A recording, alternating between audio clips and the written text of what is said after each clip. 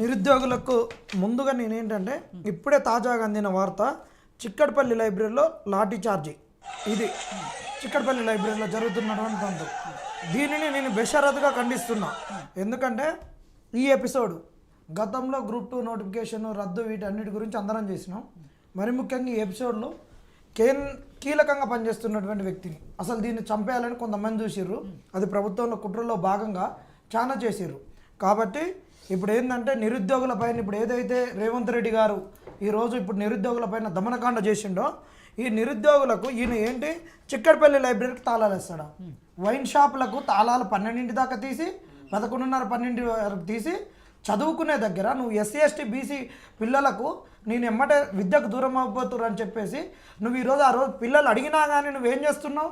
నువ్వు డిఎస్సికి నేను డేట్ ఇవ్వను, ఎందుకంటే గిరిజన ఎస్సీ బీసీ మైనారిటీ పిల్లలు విద్యకు దూరం అయిపోతారని చెప్తున్నావు. మరి చిక్కడపల్లి లైబ్రరీలో చదువుకునే లెవెల్ రేవంత్ రెడ్డి గారు ఎస్సీ ఎస్టీ బీసీ మైనారిటీ పిల్లలైనా బడుగు బలహీన వర్గాల పిల్లలైనా ఆర్థికంగా బీదగా ఉండే పిల్లలు 5 రూపాయల భోజనం తినేటటువంటి పిల్లలు చదువుకుంటారు. అలాంటి దానికి నువ్వు తాళాలు వేస్తావు. ఇది నీకు ఫస్ట్ నీకు ఖండించాల్సింది. ఇంకొకటి ఇది కుట్రకోణం ఉన్నది మేడం. ఈరోజు పిల్లలు ఎందుకు ఇప్పుడు రోడ్డు మీదకి వచ్చారంటే ఇది కరెంట్ ఇష్యూ కాబట్టి చెప్పాలి. ఈరోజు కుట్ర ఏంటంటే ఇప్పుడే నేను పోలీస్ స్టేషన్ నుంచి అరెస్ట్ అయ్యి వచ్చిన, లేకుంటే మీ స్టూడియోకు నేను ఎప్పుడో రావాల్సినటువంటి వాడిని లేట్ అయ్యి వచ్చిన. ఇది పొద్దునట్టు నన్ను అరెస్ట్ చేసారు ఎస్ఆర్ నగర్ పోలీసులో. పొద్దున అరెస్ట్ చేసి ఇప్పుడు 7:30కు నన్ను బయటకు వదిలిపెట్టారు. అది కూడా ఎందుకంటే వీళ్ళ కుట్రకోణం. జూలై 5వ తారీఖు నాడు టీజీపీఎస్ ముట్టడి పిలుపునిచ్చింది నేనే, చెలో ఢిల్లీకి పిలుపునిచ్చింది నేనే. ఇప్పుడు ఇస్తున్న కార్యక్రమాలకు అన్నిటికీ ఇస్తున్నాం. దానికి ప్రతి నిరుద్యోగి కూడా హార్ట్ఫుల్ వస్తున్నారు. మేము కూడా ఇలా ఎలాంటి స్వార్థం లేకుండా ప్రభుత్వం ఎన్ని కుట్రలు పెట్టినా కానీ మేము నిస్వార్థంగా ఉన్నాం. పిల్లలు కూడా నిస్వార్థంగానే వస్తున్నారు. అయితే జూలై 5వ తారీఖు మేము ఇచ్చినప్పుడు టీజీపీఎస్సికి ఆయనే అన్నట్టు అందరిని అంటున్నాడు కదా, ఎవరు రావట్లేరు, కొద్ది మంది వస్తున్నారు, ఇది అయిపోయిందని. నువ్వు కంచెలు ఎందుకు పెట్టుకున్నావు? 3 అంచెల కంచె ఎందుకు పెట్టుకున్నావు? టీజీపీఎస్సి దగ్గర సిపి అడిషనల్ సిపిలతోటి ఎందుకు పారని పెట్టుకున్నావు? కంచెలు లేని తెలంగాణలో కంచెలు ఎందుకు వేసినావు? నీ దమ్ముంటే కంచెలు తీసుకో రేవంత్ రెడ్డి, కంచెలు తీసుకోరు. మీరు కాంగ్రెస్ వాళ్ళు మీ పంచెలు ఉడతాయి, కంచెలు తీస్తే మీ పంచెలు ఉడతాయి అని చెప్తున్నావు ఏటీవీ వేదికగా. ఎందుకంటే వీళ్ళ కుట్ర ఏంటంటే జూలై 6వ తారీఖు నాటికి వీడికి చంద్రబాబు నాయుడు వస్తున్నాడు, తన గురువు వస్తున్నాడు. గురువు దగ్గర ఇజ్జత్ పోతుంది, మానం పోతుంది అని చెప్పేసి తన గురువు దగ్గర ఇదే బస్ యాత్ర చేసినటువంటి వాళ్ళను గురువు పిలిపించుకొని ఒక్కసారి పోయి, సార్ మాకు 1:12 కావాలి, 1:12 ఉన్నది, 1:100 ఇవ్వమనగానే ఎమ్మటే వాళ్ళకు అక్కడ ఉన్నటువంటి వారికి 1:100 ఇచ్చిండ్రు అక్కడున్న నిరుద్యోగులకు ఆంధ్రప్రదేశ్లో. ఇది అక్కడ ఇచ్చినటువంటి 1:100 జేఎల్డిఎల్కు. ఇది మరి ఆయన ఇచ్చినప్పుడు ఈయన ఎందుకు ఇవ్వలేదు? అక్కడ ఏంటంటే ఈయన ఇజ్జత్ పోతుందని ఆ రోజు ఏం చేసిండంటే ఒక డెలిగేషన్ ఇచ్చిండు. వాళ్ళు చనగాన్ దయాకర్, బాలలక్ష్మి, మానవతరాయ్, సామల రామ్మోహన్ రెడ్డి, రియాజ్, బల్మూరి వెంకట్ వీళ్ళందరితోటి కూర్చొని గ్రూప్ 1 1:100 కుదరదు, ఇది అసలు వీలు కాదు. గ్రూప్ 2 గ్రూప్ 3 పోస్టుల గురించి పెంపు గురించి ఆలోచిస్తున్నాం, త్వరలో వెబ్ నోట్ అన్నాడు. వెబ్ నోట్ అని ఆ రోజు గురువు దగ్గర మార్కులు కొట్టుకోవాలని ఆ రోజు కుట్ర చేసిండు. ఆ రోజు నుంచి ఈ రోజు ఎందుకు వెబ్ నోట్ రాదు? నువ్వు మాట్లాడుతందుకు ఎమ్మటే మీకు అన్నిటికీ వెబ్ నోట్లు వస్తాయి. ఇదొక కుట్ర. ఇంకా నెక్స్ట్ నిన్న జరిగిన కుట్ర. ఈరోజు ఏదైతే ప్రతిపక్షాలు కానీ బీసీ సంఘం రాజారాం యాదవ్ ఇచ్చినటువంటి చలో సెక్రటరేట్ అనే దాన్ని భగ్నం చేయడానికి ఈయన ఏం చేసిండు? మొన్న ఆడపిల్లలందరూ 6:30 వరకు ఉన్నారు మేడం. నేనే మానిటరింగ్ చేసింది. నైట్ 2 4 పోయి మా కాచిగూడ రైల్వే స్టేషన్లో 3,000 రూపాయల బిస్కెట్ ప్యాకెట్లు, 5,000 రూపాయల వాటర్ బాటిళ్ళు, నెక్స్ట్ పొద్దున్నే లేచి 120 ఛాయలు తీసుకొచ్చి తాపి మీ మూమెంట్ని మానిటరింగ్ చేసుకుంటుంటే 6ంటికి ఆడపిల్లల్ని తీసుకొని పోయి 6:30కి తీసుకొని పోయి ఆడపిల్లల్ని సాయంత్రం 6:30, 7ంటికి పంపిస్తావా?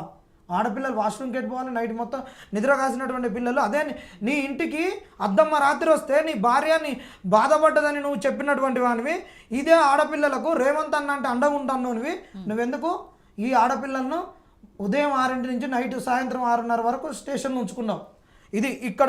ఇది జరిగిన స్పందించని ఈయన ఈరోజు చలో సెక్రటరేట్ ఉన్నదని దీన్ని భగ్నం చేసి ఇది ఎక్కడికో పోతుందని చెప్పేసి ఈయన ఏం చేసిండు? రేవంత్ రెడ్డి బట్టి విక్రమార్క గారితో ఈయన మన పొన్నం ప్రభాకర్ గారితో డెలిగేషన్ అన్నాడు. పొన్నం ప్రభాకర్ గారితో డెలిగేషన్ అంటే పొన్నం ప్రభాకర్ ఎక్కడ పోయిండు? ఆయన ఈరోజు వరంగల్లో ఉన్నాడు. మళ్ళీ ఒక లీక్ ఏమి ఇచ్చారు తెలుసా? వీళ్ళు బట్టిగా అరిష్టం వచ్చినట్టు నేను వీడియో పెట్టిండు. అసలు మేము డేట్లు పోస్ట్ పోన్ అయితే వీళ్ళు బాగుపడరు, ఉద్యోగాలు రావు, అది ఇదని మాట్లాడితే ఒక పిల్లగాడు కాలర్లో మాట్లాడితే మీరు అయ్యో అట్లనా అని మాట్లాడిండు. అబ్బాయికి ప్రశ్నలు సంధిస్తే దానికి అందులో ఉన్న ఇంటెలిజెన్స్ ఏం చేసిరా అంటే, మీరు బట్టి దగ్గరికి రారి, రేపు పొద్దునట్టు ఎక్కువ మంది భవన్కి రారని చెప్పారు. ఇళ్ళ కుట్రకోణం ఏం జరుగుతుందంటే, ఇక్కడ బల్మూరు వెంకట బ్యాచ్ వేరేటోళ్ళు వీళ్ళ బ్యాచే డెలిగేషన్కి వెళ్తారు, మాట్లాడతారు. ఇది కష్టమవుతుందని చెప్పి మొన్న రాత్రి నిద్రపోకుండా నిన్న ఒక డెలిగేషన్కి పోయి నిన్న నైట్ 3ంటికి పడుకొని ఈ డాక్యుమెంట్స్ అన్ని ప్రిపేర్ చేసుకొని పొద్దున్నే 6ంటికి పోతే ఇక వచ్చిండు వీడు డైరెక్ట్ కోలగంపలకే వచ్చిండని నన్ను గమ్ముకొని తీసుకొని పోయి ఇప్పటివరకు ఎస్ఆర్ నగర్ పిఎస్లో పెట్టారు. ఈడ ఏంటి అంటే, ఈడ ఈరోజు జరిగేటటువంటి చలో సెక్రటరేట్ని భగ్నం చేయాలని చెప్పేసి వీళ్ళు డెలిగేషన్స్ ఓపెన్ చేసి, ఇక్కడ డెలిగేషన్స్ హైదరాబాద్లో అని చెప్పేసి వరంగల్ వీళ్ళు ఏం చేస్తున్నారు. ఇది ఇక్కడ ఇంకా నిన్న వీళ్ళు చెప్తున్నటువంటిది ఏంటంటే, నిన్న కూడా మేము ఒక డెలిగేషన్ పోయి ఇచ్చినాం, మాకు నియతి మానం ఉన్నది కాబట్టి మీరు డిస్క్లోజ్ చేయొద్దన్నారు కాబట్టి మేము చేయట్లేము, చేసినా మాకు పరాకు పడేది లేదు కాదు, మీకు ఒక కమిట్మెంట్ ఇచ్చినాం కాబట్టి నియతి ఉన్న వాళ్ళని చెప్తున్నాం. అయినా వాళ్ళు ఒక పనికి వాళ్ళనే చెప్తున్నాం. ఎందుకంటే 18వ తారీఖు వరకు ఆగురన్నారు, వస్తుంది అన్నారు. 18వ తారీఖు ఇక్కడ కుట్రకోణం ఏంది అంటే, ఈ గ్రూప్ 2 వాళ్ళు లొల్లి చేస్తే, డిఎస్సి వాళ్ళు ఇద్దరు లొల్లి చేస్తే రాష్ట్రం అట్టుడికిపోతుంది. అశోక్ నగర్లో గ్రూప్స్ వాళ్ళు చేస్తున్నారు, దిల్సుఖ్ నగర్లో డిఎస్సి వాళ్ళు చేస్తున్నారు. ఈ గ్రూప్స్ వాళ్ళని సపరేట్ చేసేసి ఈ డిఎస్సి వాళ్ళని ఎగ్జామ్కి పంపించాలి. డిఎస్సి వాళ్ళని ఎగ్జామ్కి పంపించినాక వీళ్ళు ఏం చేయాలి, గ్రూప్స్ వాళ్ళకి 2 డేస్లో హాల్ టికెట్స్ అప్లోడ్ చేస్తారు. హాల్ టికెట్లు అప్లోడ్ చేసినాక వీళ్ళు ఏం చెప్తారు అంటే, ఎప్పుడైనా కోర్టుకు పోయినప్పుడు ఇమ్మీడియట్గా ఈరోజు మీకు సెల్ ఫోన్ ఉంది మేడం, ఇప్పుడు మీరు ఎందుకు ఎమ్మటే చెప్పారు, ఇప్పుడే అందిన తాజా వార్త అక్కడ చిక్కడపల్లి లైబ్రరీలో లాఠీ చార్జ్ జరుగుతుంది ఉద్రిక్త పరిస్థితులని. మొబైల్ తీసుకున్నప్పుడు గూగుల్ నోటిఫికేషన్ కానీ ఇంకేనైనా నోటిఫికేషన్ వచ్చినప్పుడే మనం ఇట్లా చూసుకుంటాం.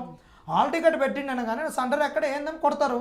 దానికి గతంలో లెక్క నువ్వు ఒక 50 రూపాయలు పెట్టుకోనో 100 రూపాయలు పెట్టుకోనో ఒక ఊరికి వెళ్ళాల్సిన అవసరం లేదు, లేకుంటే ఒక నువ్వు నెట్ కేఫ్కి వెళ్ళి సెర్చ్ చేయాల్సిన అవసరం లేదు, డౌన్లోడ్ చేసుకోవాల్సిన అవసరం లేదు. నీ మొబైల్లో డేటా ఉంది కాబట్టి ఇట్లా క్లిక్ చేస్తే హాల్ టికెట్ డౌన్లోడ్ అవుతుంది. ఈ హాల్ టికెట్ డౌన్లోడ్ను నువ్వు క్రైటీరియాగా తీసుకుంటావా, ఇది లాజిస్టిక్సా? నువ్వు లాజిస్టిక్స్ వర్సెస్ లైఫ్ అని చెప్తావు. హాల్ టికెట్ డౌన్లోడే క్రైటీరియానా? ఎవడైనా చూసుకుంటాడు. రాయొద్దు అనుకున్నాడు గుట్టిగా అప్లై చేసినాడు కూడా చూస్తాడు. అప్పుడు ఆ టైంలో సెల్ ఫోన్ ఎవడు ఉంటే వాడు చూస్తాడు.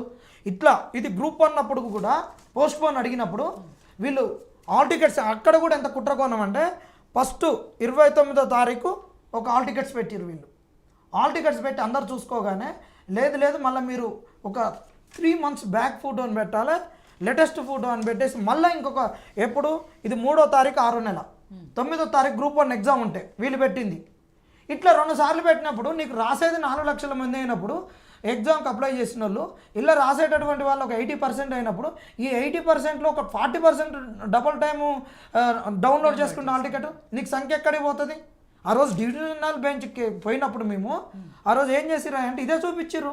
మేము పోస్ట్ పోన్ గురించి అడిగినాం. ఎందుకు అడిగినాం? మీకు ఇప్పుడు ఆ సమస్య అర్థమవుతుందా?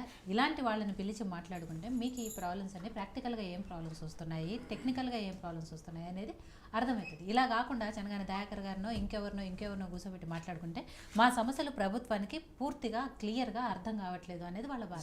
ఇంకొకటి మేము ఇక్కడ క్లియర్గా మేము చెప్పదలుచుకున్నాం మేడం. పొద్దున నన్ను అరెస్ట్ చేసినప్పుడు కూడా నన్ను అరెస్ట్ అడిగి పోయినప్పటికి వీళ్ళు ఏంటంటే దాదాపు నన్ను ఇప్పుడు నిరుద్యోగులలో గొప్పగా ఏం చెప్పుకోవట్లేదు మేడం. ఇప్పుడు దాదాపు నన్ను అందరు గుర్తుపడతారు, ఇచ్చేస్తారు. అక్కడ పోయిన పిల్లలు కూడా వేరేటోళ్ళు ఉన్నారు, అన్న ఈడ ఒక్కలే పోతున్నారని చెప్పేసి అనగానే నేను పోయినప్పుడు ఆడ ఏమైందంటే వాడు గ్రూప్ 2కు సంబంధించిన అంశానికే పోయిరు అన్నారు. నేనేం చెప్తున్నా అంటే ఈ డెలిగేషన్ నేనేందుకు పోయినంటే డెలిగేషన్ పోయినప్పుడు సమస్య ఏదన్నా తీరాలి. ఇప్పుడు డిఎస్సి అయిపోవచ్చు, ఎగ్జామ్ వాళ్ళు రాయొచ్చు, రేపు గ్రూప్ 2 పోస్టులు పెంచవచ్చు, ఇప్పుడు గ్రూప్ 1 1:50 ఇవ్వచ్చు. బట్ నిరుద్యోగులకు ఉన్నటువంటి అంశాలు అనేటటువంటి ఏంటి ముందు చేరాలి. అసలు ఈ సిచ్యువేషన్ ఎందుకు వచ్చింది అన్నీ మాట్లాడి వాళ్ళకు ఒక బుర్రలో నింపినాక అసలు నువ్వు ఇప్పుడు ఏం చేయదలుచుకున్నావు, మేమేం అడుగుతున్నావు, నువ్వు చేయదలుచుకున్నది ఎందుకు చేస్తావు, నేను అడిగిన అన్ని ఎందుకు చేయలేట్లేవు అనేటువంటి కుదరాలి. అయితే ఇక్కడ వీళ్ళు ఆడికి పోయినప్పుడు ఇద్దరు వచ్చారు బయటికి వెళ్ళి వచ్చిన వాళ్ళు, బ్రదర్ మీరేనా పోయింది డెలిగేషన్ కన్నాం, అవును మా అన్నారు. వాళ్ళు కనీసం విష్ కూడా చేయలేదు అన్న, మేమే పోయినామని కూడా అనలేదు. వాళ్ళు నాకు ఇంటెలిజెన్స్ వాళ్ళు, నేను పసిగట్టింది ఇంటెలిజెన్స్ వాళ్ళు, పిల్లల్ని అందరిని పిలిపించి ఇంటెలిజెన్స్ వాళ్ళు లోపలికి పోయి నువ్వు 6ంటికి 6:30 పోయినవి 9:30 వరకు డిప్యూటీ సీఎం తోటి మాట్లాడవా, ఎవరితోటి మాట్లాడలేదని చెప్పకుండా దొంగలు పోయినట్టు పోయారు ఇద్దరు. అంటే నిన్ను పిల్లలందరినీ కోళ్ళను కమ్మినట్టు అక్కడికి బట్టి విక్రమార్క గారికి డెలిగేషన్ ఉందని చెప్పేసి అందరు అక్కడికి రాగానే వాళ్ళందరినీ వెహికల్లో ఎక్కించుకొని పోయి చలో సెక్రటరేట్ని బంద్ చేయాలి. ఇది కుట్రకోణం. అయితే ఇక్కడ నేను ఒక క్లియర్గా ఏం చెప్తున్నానంటే, ఈ ప్రభుత్వం ఏదైనా డెలిగేషన్ ఓపెన్ చేసినా ఇప్పటికైనా ఒకటే చెప్తున్నాము, మీరు ఇష్టం వచ్చినట్టు నిన్నటి నుంచి జరుగుతున్న తంతు ఏందో తెలుసా? ఈ డెలిగేషన్ల పేర్ల అశోక్ నగర్ నుంచి ఒక 10 మంది పోతారు, దిల్సుఖ్ నగర్ నుంచి ఒక 10 మంది పోతారు, ఉస్మాన్ యూనివర్సిటీ నుండి ఒక 10 మంది పోతారు, ఒక ఫ్యాకల్టీ నుంచి ఒక 10 మంది పోతారు, ఇంకొక ఆయన చైర్మన్ నుంచి ఒక 10 మంది పోతారు, ఎమ్మెల్సీ అయిన కాంచి 10 మంది పోతారు. ఎవరి దారిన వాడి పోయి ఇష్టం వచ్చినట్టు చెప్తే మరి ప్రభుత్వానికి ఒక సంపూర్ణ అవగాహన, ఒక కాంప్రహెన్సివ్ అండర్స్టాండింగ్ నిరుద్యోగ సమస్యలపైన ఎట్లా వస్తుంది? ఓన్లీ ఇలా గ్రూప్ 2 గ్రూప్ 3 ఎగ్జామ్సే కాదు, ఇలా గ్రూప్ 1 ఎగ్జామ్ కాదు, డిఎస్సి ఎగ్జామ్ కాదు, ఈ నిరుద్యోగిత ఇంత ఉంది, ఈ ఉద్యోగాలన్నిటి ఇప్పుడు తక్షణం ఏం చేయాలి, ఇంకా మీరు వీళ్ళకి ఉద్యోగాలు రాని వాళ్ళకి ఏం చేయాలనేటువంటి మీకు చిత్తశుద్ధి ఉందా? మళ్ళీ డెలిగేషన్కి వచ్చేటోళ్ళు కూడా ఒక ఆయన ఒక మాట మాట్లాడతాడు, ముఖ్యమంత్రికి మాట్లాడడానికి పొంతన ఉండదు, డిప్యూటీ సీఎం మాట్లాడడానికి పొంతన ఉండదు, మంత్రులకు పొంతన ఉండదు. నిరుద్యోగత సమస్య ప్రధాన అంశంగా నిరుద్యోగులతో వచ్చిన వాళ్ళకు ఈ సమస్య పైన అవగాహన లేకుండా పోయింది. అందుకే చెప్తున్నా, ఖబర్దార్ కాంగ్రెస్ నాయకులారా, గుర్తుపెట్టుకోరి, మీరు కనుక డెలిగేషన్కి ఎవరిని పిలిచినా కానీ బాగుండదు. మీరు డెలిగేషన్కి పిలవదలుచుకుంటే మాత్రం ఖచ్చితంగా ఒక త్రిసభ్య కమిటీని వేయండి. ప్రతి దానికి కమిటీలు వేస్తారు. అరగోపాల్ సార్ను ఇంకా గొప్ప వాళ్ళు ఉన్నారు, అలాంటి వాళ్ళను ఇంకోళ్ళన్నా ఒక 3 ప్రొఫెసర్లను. ఇది తెలంగాణలో మేధావులకు కొరత లేదు. మేధావులకు కొరత ఎప్పుడు వస్తుంది అంటే మీరు వాళ్ళని అణచివేసినప్పుడు, వాళ్ళని గుర్తించినప్పుడు, మీరు కాంగ్రెస్ కండోలు కప్పుకునేటోళ్ళకు, మీకు తొత్తులుగా మాట్లాడేటోళ్ళకే మీరు మేధావులు అనుకుంటున్నారు. ఇలా మేధావులు అనుకునేటోళ్ళందరూ ఏం మేధావులు కాదు. మీరు ఒక మేధావి వర్గంతో సమస్యలపైన అవగాహన ఉన్న వాళ్ళతోటి ఒక కమిటీ వేసి, ఆ కమిటీని ఒక 5-6 రోజులు ఒక స్టిపులేటెడ్ టైంలో ఒక 1 వీక్లో వాళ్ళను ఉస్మానియా అన్ని స్టేట్ యూనివర్సిటీలు, అన్ని డిస్ట్రిక్ట్ లైబ్రరీలు, అశోక్ నగర్ ఇప్పుడు మెయిన్ అడ్డా అయిపోయింది. అసలు యూనివర్సిటీలు చేయాల్సిన ఉద్యమాలు అశోక్ నగర్కి పాకినాయి. ఇప్పుడు అశోక్ నగర్ ప్రతిపక్షం అయిపోయింది. ఇక్కడికి పిలిచి డిఎస్సి వాళ్ళ నుంచి, గ్రూప్స్ వాళ్ళ నుంచి, మిగతా వాళ్ళ నుంచి ఒక్కొక్కరిని ఏరుకొని ఒక 10 మందితోటో, ఓ 15 మందితోటో, ఎంతమందితోటో మీరు డెలిగేషన్ డిస్కషన్ చేస్తే, డైలాగ్ ఓపెన్ చేస్తే మంచిగా ఉంటుంది. కానీ ఏదో ఇవాళ మేము ప్రతిపక్షాలు రేపు అడగగానే మేము డెలిగేషన్ ఓపెన్ చేసినాం, నిరుద్యోగులతో చర్చలు జరిపినాం అని చెప్తే మాత్రం బాగుండదని చెప్తున్నాం. మీ పక్కన ఉంది కూడా కాంగ్రెస్ నాయకులే, ఆయన వర్షన్ కూడా విన్నారు. రాములు గారు ఇందాక నుంచి చాలాసేపటి నుంచి నిజంగా మిమ్మల్ని అభినందించాలి. చాలా ఓపికగా వాళ్ళ సమస్యలు వింటున్నారు. ఇదే ఓపికతోనో లేకపోతే ఇదే కన్సర్న్తో ముఖ్యమంత్రి, డిప్యూటీ ముఖ్యమంత్రి పిలిచి వాళ్ళ సమస్యలు వినుంటే ఈరోజు ఈ పరిస్థితి వచ్చేవారు కాదు. వాళ్ళ మీద లాఠీ చార్జీలు జరిగేవి కాదు.